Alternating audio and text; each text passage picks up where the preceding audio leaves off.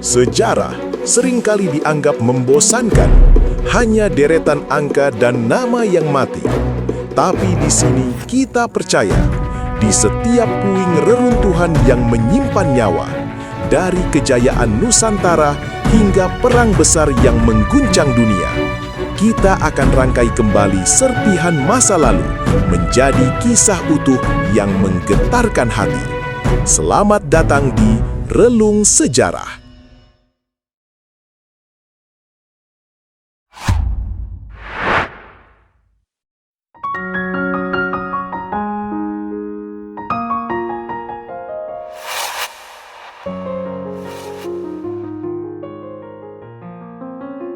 Setiap tahun, saat bulan Agustus tiba, kita mengenang sebuah rumah besar bergaya Art Deco di Jalan Imam Bonjol nomor 1, Jakarta. Di buku-buku sejarah, rumah itu disebut sebagai tempat kelahiran naskah proklamasi. Kita hafal letak mejanya, kita tahu siapa saja yang hadir di sana. Namun, seringkali kita lupa pada satu sosok yang berdiri dalam bayang-bayang di pojok ruangan itu. Sosok tuan rumah yang berseragam putih Angkatan Laut Kekaisaran Jepang. Dia adalah Laksamana Muda Tadashi Maeda. Bagi banyak orang, dia hanyalah sebuah nama asing yang kebetulan meminjamkan rumahnya. Tapi sejarah yang jarang diceritakan adalah bahwa malam itu Maeda sedang mempertaruhkan segalanya. Bukan hanya jabatannya, bukan hanya karirnya, tapi lehernya sendiri. Bayangkan situasinya. Jepang baru saja kalah perang. Tentara sekutu akan segera datang. Perintah dari Tokyo sangat jelas. Jaga status quo. Jangan biarkan Indonesia merdeka. Serahkan status jajahan kembali kepada sekutu. Melanggar perintah itu sama saja dengan bunuh diri. Melanggar perintah itu adalah aib bagi seorang samurai. Tapi malam itu, Maeda membuka pintu rumahnya lebar-lebar untuk Soekarno, Hatta, dan para pemuda yang marah.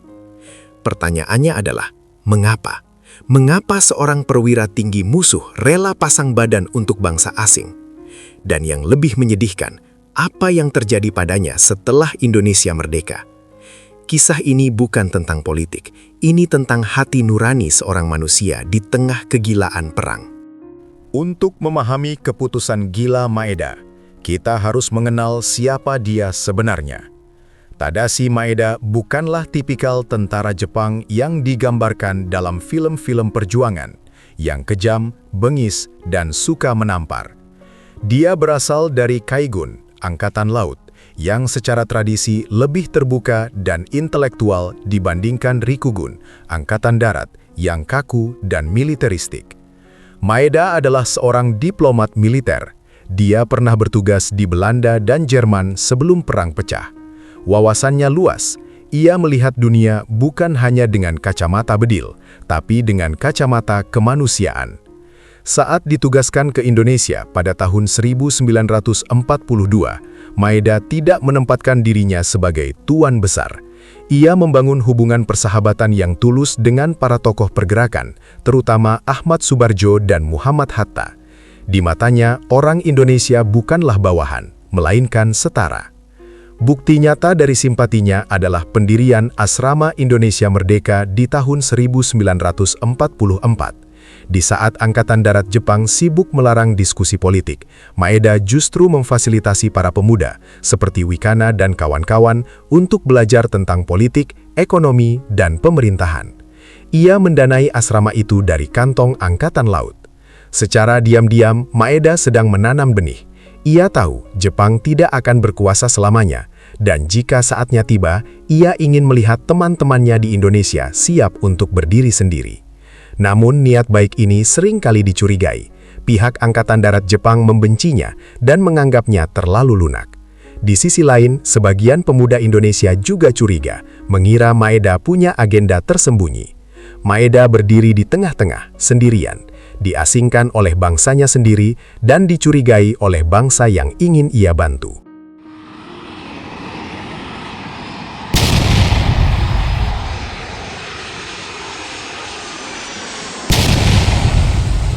Waktu bergulir cepat ke pertengahan Agustus 1945. Bom atom telah menghancurkan Hiroshima dan Nagasaki. Jepang menyerah tanpa syarat pada sekutu. Berita kekalahan itu sampai ke telinga Maeda. Ia tahu tugasnya sebagai tentara kekaisaran sudah selesai. Secara hukum militer, ia kini hanyalah penjaga keamanan yang menunggu kedatangan tentara Inggris dan Belanda untuk serah terima kekuasaan. Tapi Jakarta sedang mendidih. Para pemuda yang mendengar kabar kekalahan Jepang mendesak Soekarno-Hatta untuk segera memproklamasikan kemerdekaan. Terjadilah peristiwa Rengas Dengklok. Saat Soekarno dan Hatta dijemput kembali ke Jakarta pada malam tanggal 16 Agustus, mereka menghadapi masalah besar, di mana naskah proklamasi bisa ditulis dengan aman.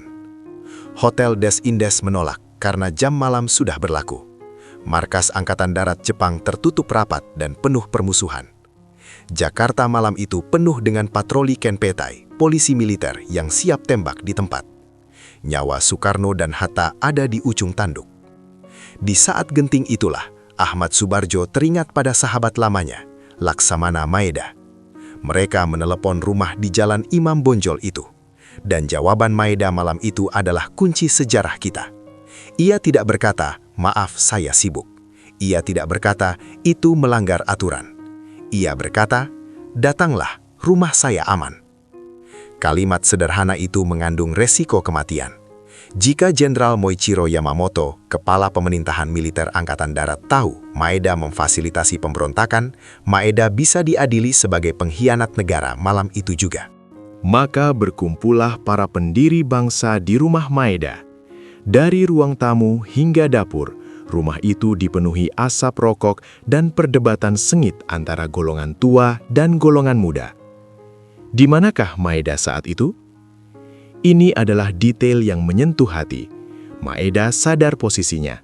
Ia tahu jika ia ikut campur dalam penyusunan naskah, kemerdekaan Indonesia akan dianggap sebagai hadiah Jepang atau buatan Jepang. Maka setelah menyambut tamunya, Maeda memilih untuk menyingkir. Ia naik ke lantai 2 rumahnya.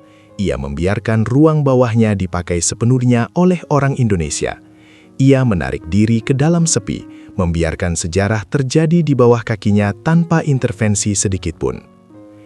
Namun, ada satu momen di mana ia turun untuk memastikan keamanan.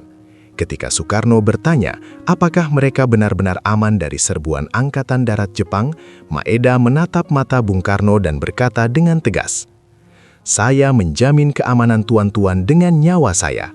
Selama tuan-tuan berada di rumah ini, tidak akan ada yang boleh menyentuh tuan-tuan." Itu bukan sekadar basa-basi diplomatik. Maeda memerintahkan ajudannya Shigetada Nishijima dan para pengawal pribadinya untuk berjaga ketat. Bahkan konon, Maeda menyiapkan sake dan makanan sahur karena saat itu bulan Ramadan yang dimasak oleh asisten rumah tangganya Satsuki Mishima agar para perumus naskah tidak kelaparan. Bayangkan, seorang laksamana Jepang menyiapkan sahur untuk kemerdekaan bangsa lain. Pagi hari, tanggal 17 Agustus 1945, naskah itu selesai. Para tokoh bangsa pamit pulang untuk membacakannya di Pegangsaan Timur. Maeda tidak ikut. Ia tetap tinggal di rumahnya. Ia tahu kehadirannya di lokasi proklamasi hanya akan menodai kemurnian acara itu. Ia adalah pahlawan yang memilih untuk tidak terlihat. Tapi, begitu sorak-sorai merdeka menggema di seluruh negeri, mimpi buruk Maeda dimulai. Saat tentara sekutu mendarat di Jakarta, mereka menangkap perwira-perwira Jepang. Maeda termasuk target utama, tapi tuduhannya berbeda. Ia tidak ditangkap karena kejahatan perang membunuh warga sipil. Ia ditangkap karena dianggap gagal mempertahankan status quo. Ia dianggap membantu pemberontak Indonesia. Laksamana Maeda dijebloskan ke penjara Glodok, lalu dipindahkan ke penjara Gang Tengah, Salemba. Kondisinya berbalik 180 derajat. Dari seorang laksamana yang tinggal di rumah mewah Imam Bonjol, kini ia mendekam di sel yang pengap dan kotor. Ia diinterogasi, ditekan, dan dipermalukan oleh sekutu. Namun penderitaan terberatnya bukan di penjara Jakarta, melainkan saat ia dipulangkan ke Jepang pada tahun 1946. Di tanah airnya sendiri, Maeda tidak disambut sebagai pahlawan yang pulang perang. Ia disidang oleh mahkamah militer. Ia dianggap mencoreng nama baik Angkatan Laut karena membiarkan Indonesia merdeka di bawah hidungnya. Meskipun akhirnya ia dibebaskan dari hukuman mati, karir militernya tamat. Ia dipaksa mundur dari Angkatan Laut, hak pensiun dan fasilitasnya sebagai perwira tinggi dicabut. Maeda, sang samurai yang gagah itu, kini menjadi rakyat biasa yang dikucilkan. Ia hidup dalam kesunyian. Sebagian masyarakat Jepang masa itu menganggap tindakannya di Jakarta sebagai bentuk kelemahan dan ketidakbecusan. Ia membawa beban aib itu sendirian selama bertahun-tahun, tanpa pernah mengeluh, tanpa pernah meminta Indonesia membalas budinya. Tahun-tahun berlalu, Indonesia tumbuh menjadi negara yang berdaulat, dan bangsa ini tidak lupa. Pada tahun 1973, Maeda diundang kembali ke Indonesia. Saat kakinya menginjak tanah Jakarta lagi, ia bukan lagi laksamana muda yang gagah. Ia sudah tua, rambutnya memutih, keriput menghiasi wajahnya. Tapi sambutannya luar biasa. Ia bertemu kembali dengan sahabat-sahabat lamanya, Muhammad Hatta dan Ahmad Subarjo. Ada air mata yang tumpah di sana. Saat ia mengunjungi kembali rumah lamanya di Jalan Imam Bonjol, yang kini sudah menjadi museum perumusan naskah proklamasi, Maeda terdiam lama. Mungkin ia mengenang malam itu, malam di mana ia mempertaruhkan segalanya, dan melihat bendera merah putih berkibar bebas di langit Jakarta, Maeda tersenyum. Ia tahu pengorbanannya, penjara yang ia lalui, dan aib yang ia tanggung di Jepang, semuanya tidak sia-sia. Puncaknya, pada tanggal 17 Agustus 1977, 2 tahun sebelum ia wafat, pemerintah Indonesia menganugerahkan Bintang Jasa Nararia kepadanya. Ini adalah pengakuan tertinggi negara bagi warga asing yang berjasa besar. Tadashi Maeda wafat pada 13 Desember 1977 di Jepang. Tidak ada upacara pemakaman militer yang megah layaknya seorang laksamana besar di sana. Tapi di sini, di hati rakyat Indonesia, namanya harum sebagai sahabat sejati.